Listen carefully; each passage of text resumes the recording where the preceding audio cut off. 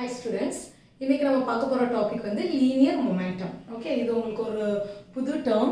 So linear momentumனா என்ன அப்படினா impact of a force is more if the velocity and mass of the body is more. So ஒரு object னுடைய velocityயோ இல்ல மாஸோ அதிகமா இருந்துச்சுனா அங்க அப்ளை பண்ற ஃபோர்ஸ் எப்படி இருக்கும்னா அதிகமா இருக்கும். அதாவது அங்க ஃபோர்ஸ் னுடைய தாக்கம் வந்து அதிகமா இருக்கும். இம்பாக்ட்னா என்ன அர்த்தம்? தாக்கம். சரியா?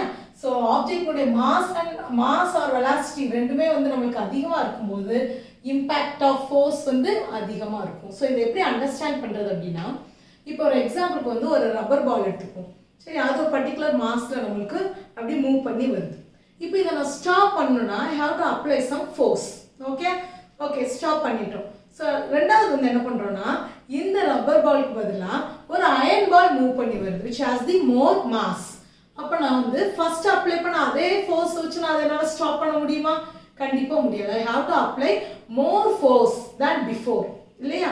சோ மாஸ் அதிகமாகும்போது ஃபோர்ஸ் நம்ம அப்ளை பண்றது என்ன ஆகுது? அதிகமாகுது. அதிகமா நான் அப்ளை பண்ணாதான் அதனால ஸ்டாப் பண்ண முடியும். ஓகே? சோ இதுல இருந்து என்ன அண்டர்ஸ்டாண்ட் பண்ணலாம்?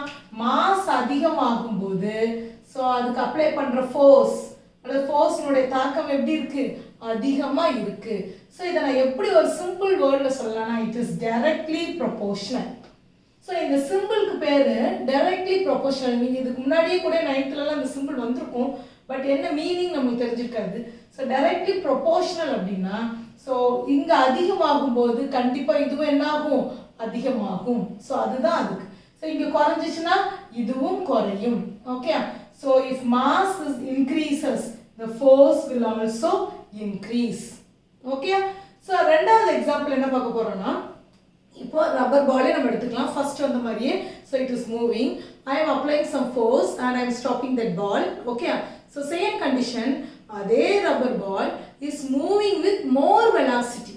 So first வந்ததை விட இப்போ velocity அதிகமா வருது. Okay? So இப்போ நான் ஃபர்ஸ்ட் அப்ளை பண்ண மாதிரி என்னால ஃபோர்ஸ் அப்ளை பண்ண முடியுமா? கண்டிப்பா முடியாது. I have to apply some more force. ஏன்னா velocity ஜாஸ்தியா வரும்போது நான் இன்னும் கொஞ்சம் ஃபோர்ஸ் அப்ளை பண்ணாதான் அப்போ ஃபோர்ஸ்னுடைய தாக்கம் இங்க என்ன ஆயிருது? அதிகமாயிருது. நான் ஃபோர்ஸ் அதிகமாக்குனா மட்டும்தான் அதை என்ன பண்ண முடியும்? என்னால ஸ்டாப் பண்ண முடியும். சோ ஒரு ஆப்ஜெக்ட்னுடைய velocity ஜாஸ்தி ஆகும்போது ஃபோர்ஸ் எனக்கு ஜாஸ்தி ஆகுது. அல்லது ஒரு ஆப்ஜெக்ட்னுடைய velocity கம்மி ஆகும்போது ஃபோர்ஸ் எனக்கு கம்மி ஆகுது. அப்ப இதை நான் directly proportional எழுதலாமா?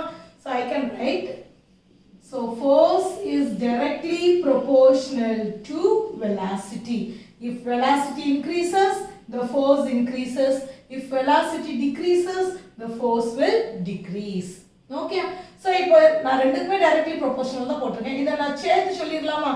So எப்படி சொல்லலாம்? Force is directly proportional to mass and velocity. அப்ப மீனிங் என்ன? mass and velocity increase ஆச்சுன்னா ஃபோர்ஸும் இன்க்ரீஸ் ஆகும். இது டிக்ரீஸ் ஆச்சுன்னா ஃபோர்ஸும் டிக்ரீஸ் ஆகும். இதை தான் இங்க நம்ம எழுதியிருக்கோம். Impact of the force is more if the velocity and mass of the body is more. Okay? So இதை அண்டர்ஸ்டாண்ட் பண்ண முடியுதா? ஓகே. இப்போ இந்த impact of force, இந்த ஃபோர்ஸ் உடைய தாக்கம் எவ்வளவு இருக்குன்னு நம்ம மெஷர் பண்ணலாம். ஓகே? சோ புக்ல ஒரு வார்த்தை கொடுத்திருப்பாங்க to quantify the impact of force. குவான்டிஃபைனா ஒண்ணுங்களே மெஷர்மென்ட். இதனுடைய அளவை நம்ம கண்டுபிடிக்க போறோம். ஓகே? சோ இத மெஷர் பண்றதுக்கு நம்ம ஒரு நியூ பிசிக்கல் குவாண்டிட்டி யூஸ் பண்றோம். அதுதான் என்னது?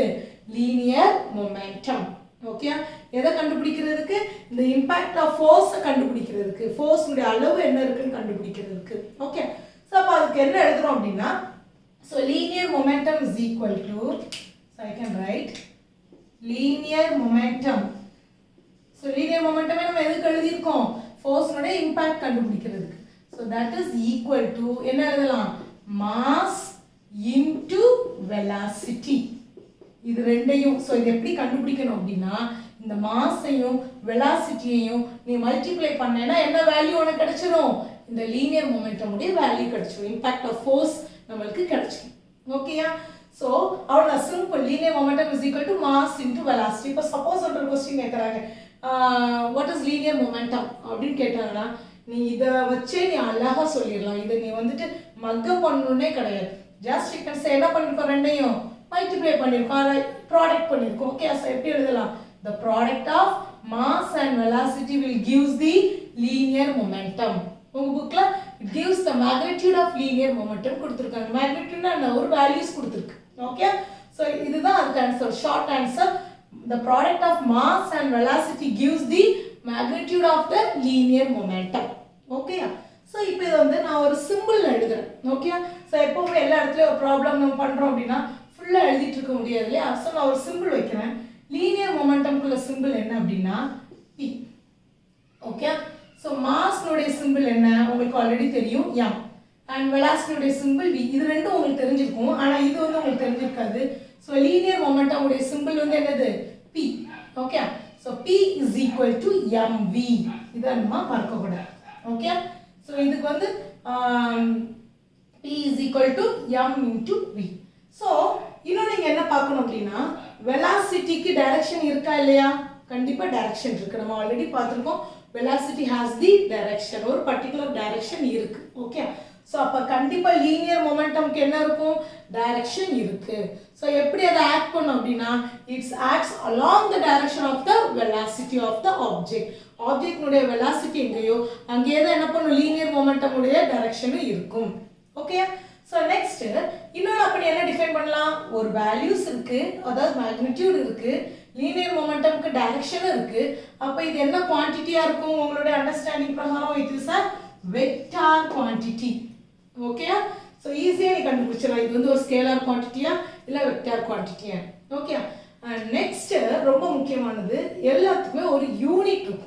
நீ கண்டிப்பாக யூனிட் வச்சு தான் எழுதணும். ஓகே, ஸோ லீனியர் மொமெண்டம்குள்ள யூனிட் என்ன அப்படின்னா ரொம்ப சிம்பிள் தான். ஸோ எஸ்ஐ யூனிட்ல வந்து, ஸோ எஸ்ஐ யூனிட்னா என்னன்னா இப்போ எல்லா பக்கமே நம்ம ஒரே மாதிரியான யூனிட் நம்ம யூஸ் பண்ணணுங்கிறதுக்காக இன்டர்நேஷனல் லெவலில் நம்ம அக்செப்ட் பண்ண யூனிட் தான் எஸ்ஐ யூனிட்.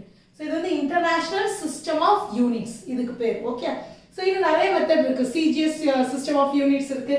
ஸோ ஆனால் நம்ம வந்து ஃபுல்லாக அக்ரி பண்ணது என்னதான், எஸ்ஐ சிஸ்டம். இதில் தான் நம்ம இதை கன்வெர்ட் பண்ண போகிறோம். ஓகே, ஸோ உங்களுக்கு நல்லா தெரியும் மாஸ்னுடைய இதை நீ ஞாபகம் வச்சுக்கோ, P is equal to mv. So இதனுடைய யூனிட் நீ கண்டுபிடிக்க போற, அதுக்கு நீ என்ன பண்ண போறேன்னா இதனுடைய யூனிட் நீ எழுதினா போதும், that is equal to linear மொமெண்டத்துக்குள்ள யூனிட். ஓகே, ஸோ ரொம்ப சிம்பிள் தான். லீனியர் மொமெண்டம் யூனிட் கண்டுபிடிக்கணும் என்ன பண்ணணும், இது ரெண்டுக்குள்ள யூனிட்டை நீ போடு, that will be equals this. Okay, so எம்னுடைய யூனிட் என்ன, எம்னா என்ன, ஃபர்ஸ்ட் ஆஃப் ஆல் மாஸ். மாஸுடைய யூனிட் என்ன, கிலோகிராம். ஓகே, எஸ்ஐ யூனிட்ல மாஸுடைய யூனிட் என்ன அப்படின்னா கிலோகிராம். ஓகே, வெலாசிட்டியுடைய யூனிட் என்ன, ஸோ வெலாசிட்டியுடைய யூனிட் உனக்கு தெரியலனா நீ ஃபர்ஸ்ட் ஃபார்முலாவை யோசிச்சு பாரு. வெலாசிட்டி இஸ் ஈக்குவல் டு என்னது, டிஸ்பிளேஸ்மெண்ட் பை டைம் டேக்கன் இல்லையா. So displacement by time taken. டிஸ்பிளேஸ்மெண்ட்னா என்ன, ஒரு லென்த் டிராவலிங்.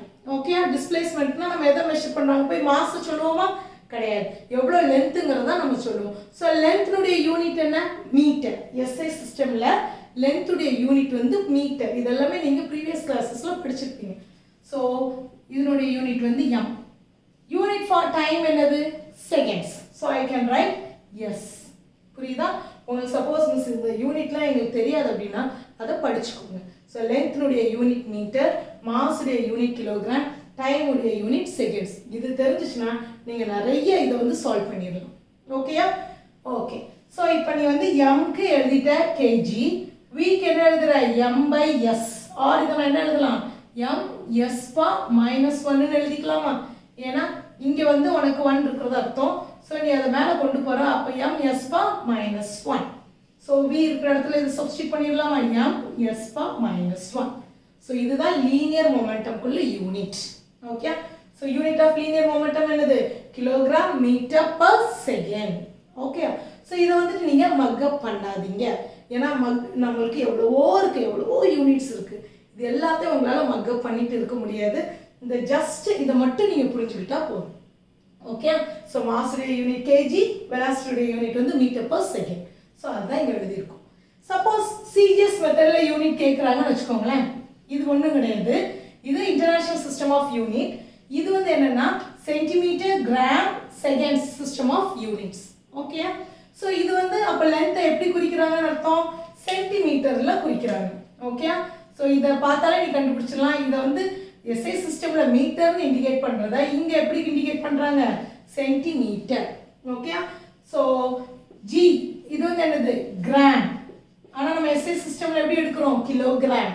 இங்கே வந்து டைம் வந்து என்ன எடுக்கிறாங்க செகண்ட். இது வந்து சேமாக தான் கொடுத்துருக்காங்க. ஓகே, ஸோ இப்போ இதை எஸ்ஐயில் இல்லாமல் சிஜிஎஸ்ல கேட்டால் நீ எப்படி எழுதிக்கணும் மாஸ். மாஸ்னுடைய யூனிட் என்னது gram. So I have written G. Okay, வெலாசிட்டினுடைய யூனிட் எழுதணும். So velocity is equal displacement by time. Length இங்கே என்னதான் மெஷர் பண்ணுறாங்க centimetre. Okay, so I am writing centimetre and by time வந்து எஸ் அதே தான். ஸோ நம்ம மேலே கொண்டு போகிறப்ப -1. So S bar -1. ஸோ சிஜிஎஸ்ல ஜி அதாவது கிராம் சென்டிமீட்டர் பர் செகண்ட். இது ரெண்டுக்கும் உங்களுக்கு வித்தியாசம் தெரியுதா?